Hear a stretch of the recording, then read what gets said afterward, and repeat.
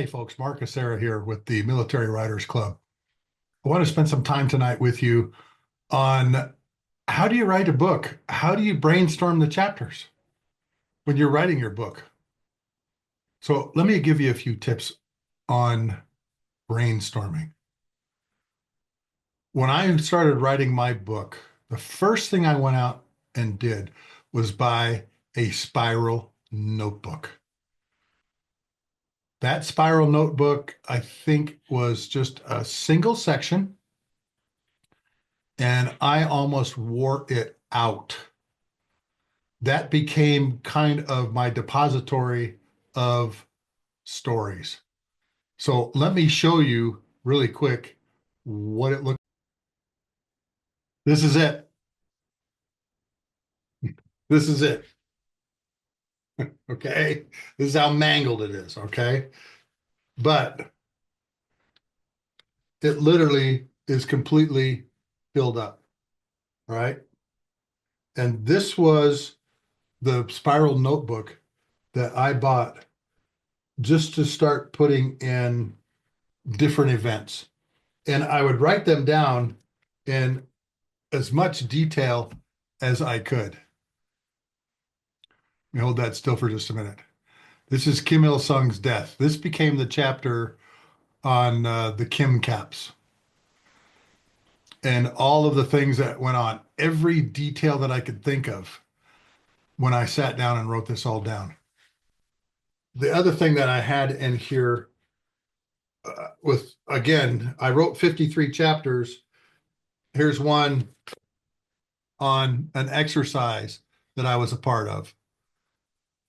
The reason there's tabs in it is because these were phone conversations that I had with friends of mine that were all part of some chapter, okay?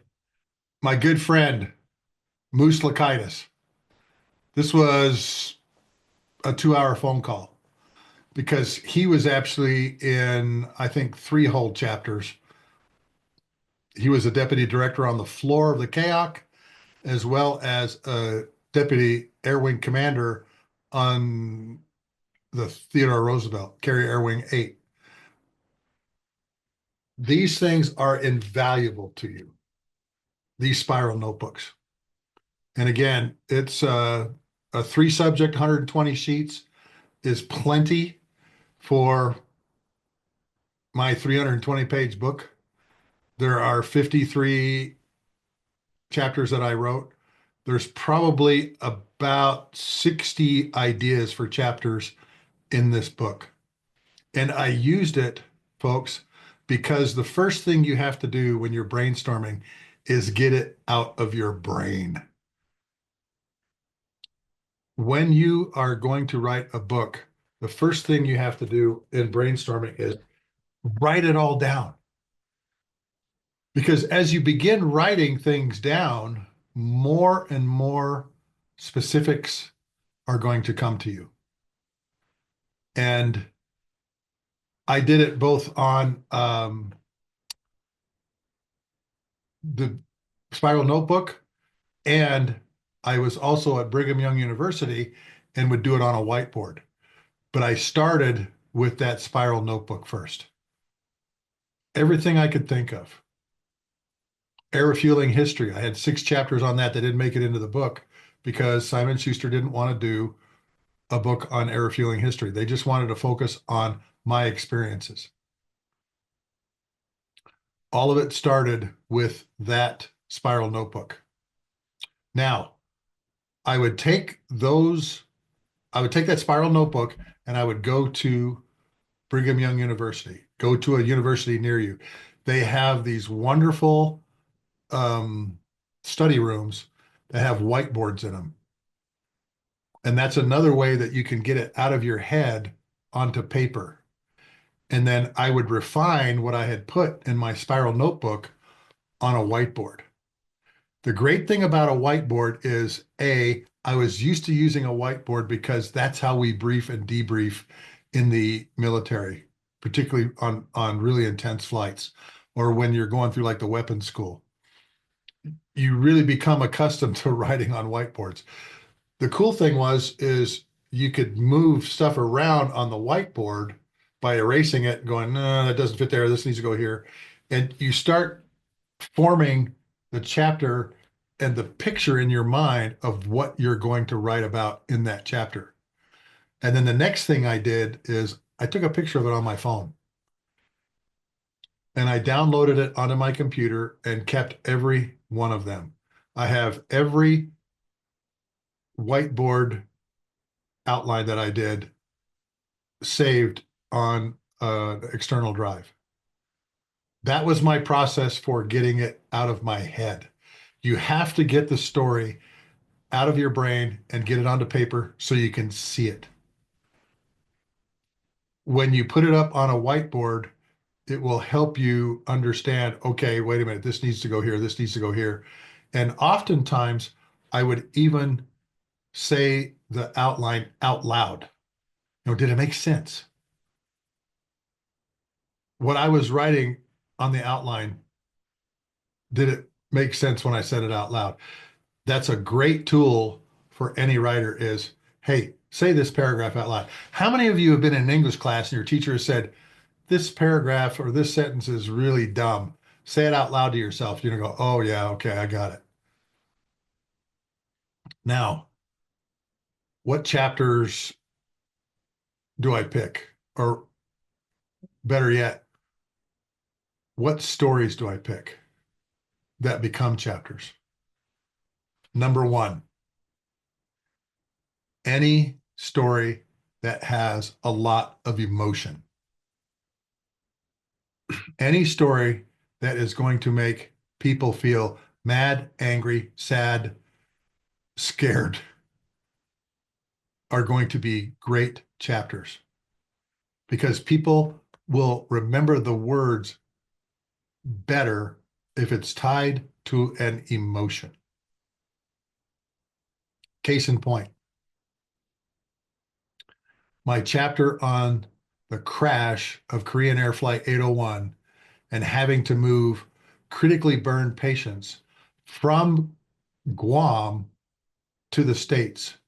One in particular, a 9-year-old American citizen. That just tugs at your heartstrings.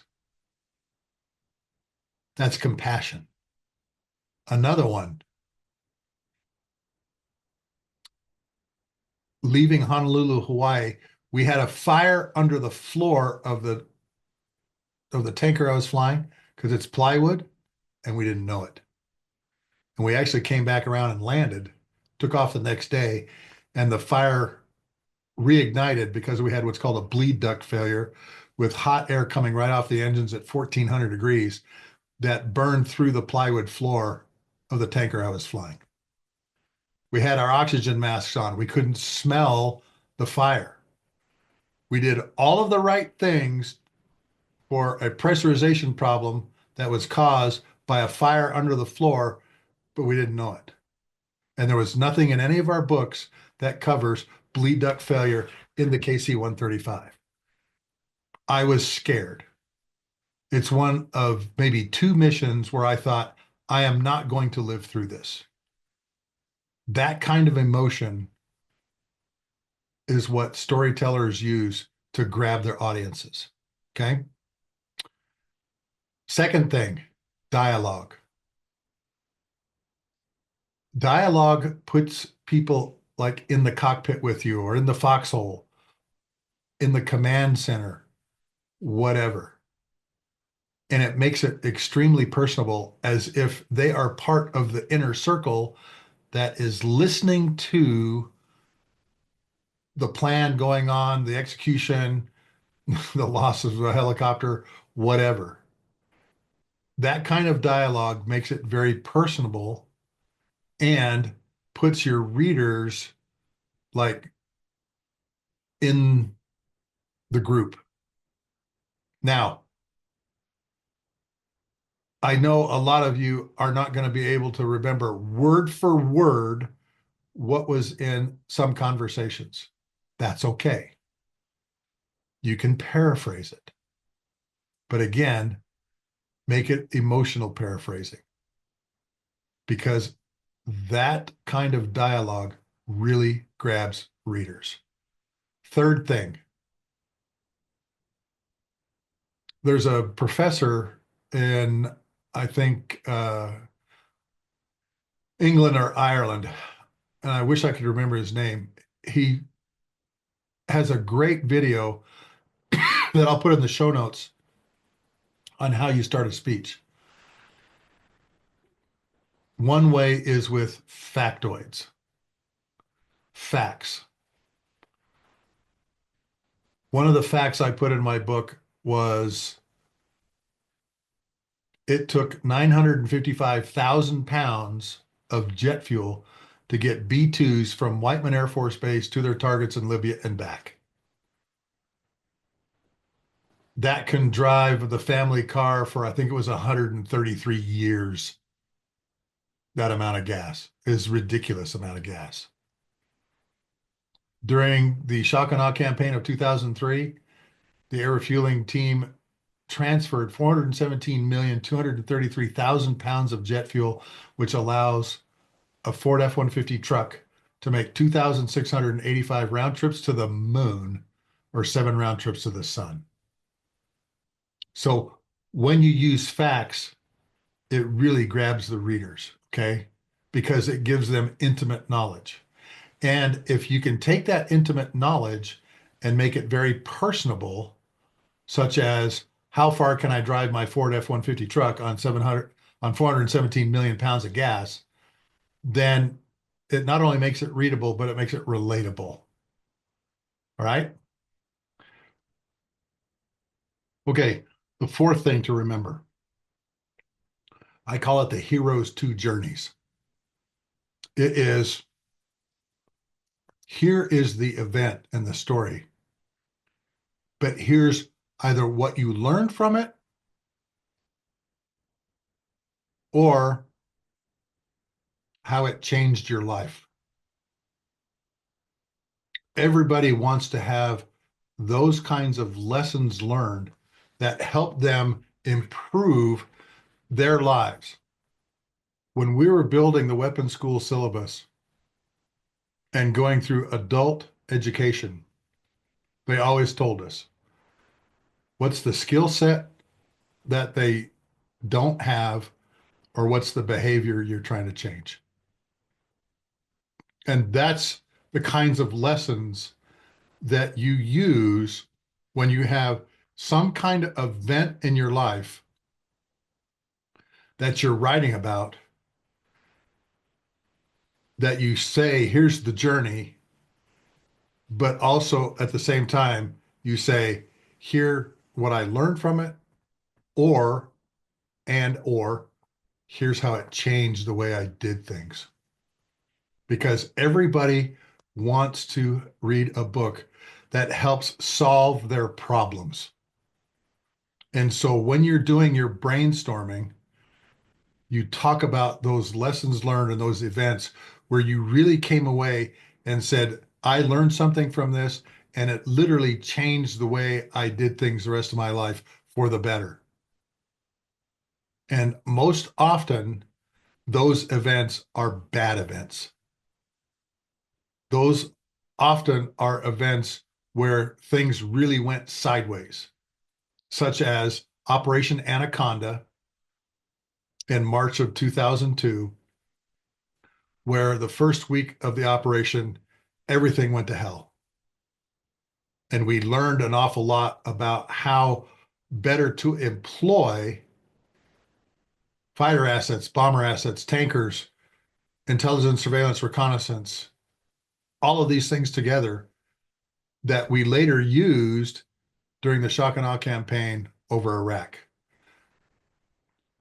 We had a Navy SEAL fall off the back of a helicopter on top of a mountain with 75 hardcore Al-Qaeda Taliban guys that got left up there because the helo pilots didn't know he fell off. And there was a whole series of events that happened for us to go back up and recover his body, but it led to the death of 7 more soldiers. And those kinds of events where things really go bad and you learn great lessons from them, those things that went bad that you apply later on in your life that really does truly change your life.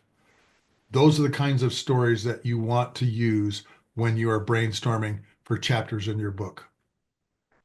That's why my book, I was very, very conscious of using stories where I could say, here's what I learned from it. And at the end of every chapter, I have lesson learned.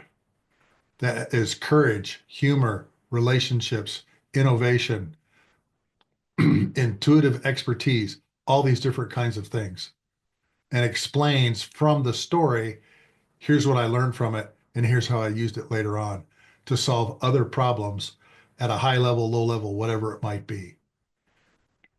Because when you're in a squadron that's at war or an operations center where you're planning really intense missions like, oh, we got to go pick up this young lady from the 507th Maintenance Company that got captured during shock and awe, you remember those kinds of things. Because I will never forget the emotion that all of us had as we watched Private Jessica Lynch on a stretcher being loaded into Prince 61, the Black Hawk helicopter from the Army's 160th Special Operations Aviation Regiment, and see it fly off. The whole entire room erupted in applause and tears. Those are the kinds of things that make great chapters that feed on emotion, an event, dialogue, and like I said, the hero's two journeys. Here's the event. Here's what I learned from it. Here's how it changed me. Those things that I just told you about, those four things, will help you as you brainstorm your chapters for this great book that you're going to write that is going to help people learn a new skill set or change a behavior. My name is Mark Acera. I'm leading the charge in the Military Writers Club, and this is the module on brainstorming your chapters. Sluggo signing out here.